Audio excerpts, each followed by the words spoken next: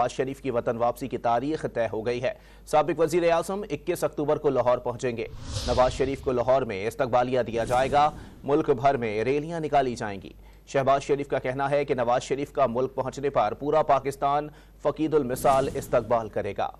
कायद नून league की वतन वापसी के लिए एक और तारीख। नवाज शरीफ 21 अक्टूबर को वतन पहुंचेंगे। लाहौर में इस्तकबालिया दिया जाएगा, रैलियां निकाली जाएंगी। लंदन में पार्टी के आला सतह के इजलास में अहम फैसला कर लिया गया। शहबाज शरीफ ने तस्दीक कर दी।